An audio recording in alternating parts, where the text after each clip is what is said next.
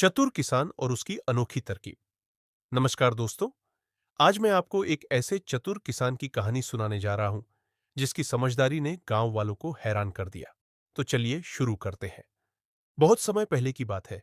एक छोटे से गांव में रामलाल नाम का एक किसान रहता था। वो बहुत मेहनती था, लेकिन किस्मत हमेशा उसका साथ नहीं देती थी। रामलाल के पास एक छोटा सा खेत था जिसमें वो गेहूं और सब्जियां उगाता था।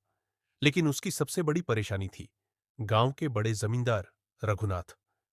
रघुनाथ बहुत चालाक था और गरीब किसानों को धोखा देकर उनकी जमीन हथिया लेता था। रामलाल को भी उससे डर था, क्योंकि उसकी जमीन भी खतरे में थी। एक दिन रामलाल को खबर मिली कि रघुनाथ उसके खेत पर कब्जा करने की योजना बना रहा है। यह सुनकर रामलाल परेशान हो गया। वह सोचने लगा कि अपनी जमीन बचाने के लिए क्या किया जाए। अब देखिए, रामलाल कोई आम किसान नहीं था। वो जितना मेहनती था, उतना ही चतुर भी था।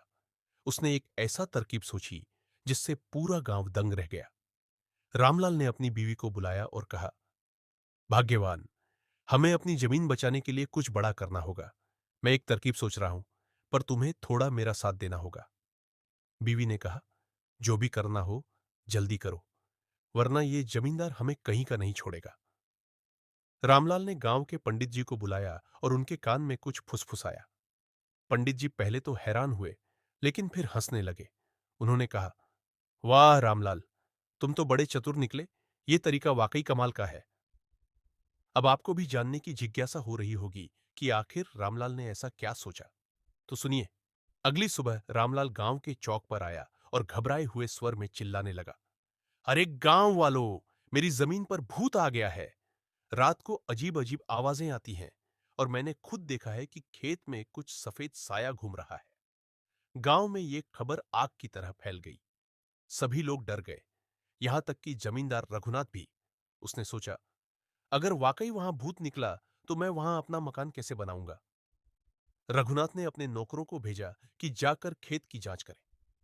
नौकरों ने रात को खेत के पास जाकर देखा तो उन्हें सच में सफेद कपड़े में कुछ चलता हुआ दिखा। डर के मारे वे चिल्लाते हुए भाग आए और रघुनाथ से बोले, मालिक, वहां सच में भूत है। हमने अपनी आंखों से देखा। हा हा, आप समझ ही गए होंगे कि यह भूत असल में कौन था। जी हां, रामलाल खुद ही सफेद चादर ओढ़कर खेत में घूम रहा था। रघुनाथ ने पंडित जी को बुलाया और पूछा, पंडित जी, क्या यह सच में भूत हो सकता है। पंडित जी तो पहले ही रामलाल की योजना में शामिल थे। उन्होंने गंभीर चेहरा बनाकर कहा, हां, यह जमीन किसी प्राचीन आत्मा की हो सकती है। अगर इस जमीन को छेड़ा गया तो भूत नाराज हो जाएगा और गांव में तबाही आ जाएगी।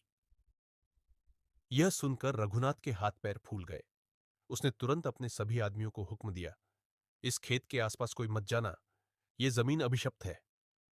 अब तो गांव वाले भी रामलाल की चतुराई पर हंस हंसकर लोटपोट हो रहे थे। लेकिन कहानी यहीं खत्म नहीं होती।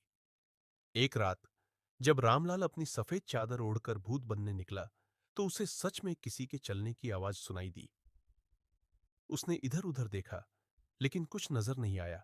तभी अचानक किसी ने उसके कंधे पर हाथ रख दिया। रामलाल के तो होश उड़ गए। वो डर के मारे वहीं गिर पड़ा। जब उसने ऊपर देखा तो गांव के बूढ़े बाबा खड़े थे। बाबा ने हंसते हुए कहा, अरे रामलाल, मैं जानता हूं तू क्या कर रहा है। तेरा ये भूत वाला खेल बड़ा मजेदार है, पर सच में डर भी गया था क्या। रामलाल ने सिर झुका लिया। बाबा, मैं बस अपनी जमीन बचाना चाहता था। बाबा ने मुस्कुराकर कहा, तेरी चतुराई तो कमाल की है, पर याद रख, जमीन से बड़ा कुछ नहीं होता। इसकी रक्षा करना तेरी मेहनत का हक है। गांव वालों को जब सच्चाई पता चली तो उन्होंने रामलाल की हिम्मत की सराहना की।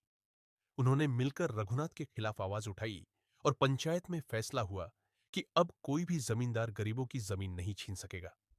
रघुनाथ को अपनी चालाकी की सजा मिली और उसने गांव वालों से माफी मांगी।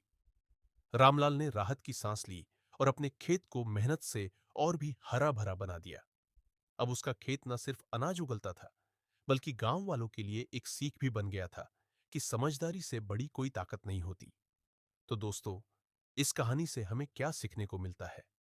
यही कि होशियारी और मेहनत से हर मुश्किल का हल निकाला जा सकता है। उम्मीद है आपको ये कहानी पसंद आई होगी।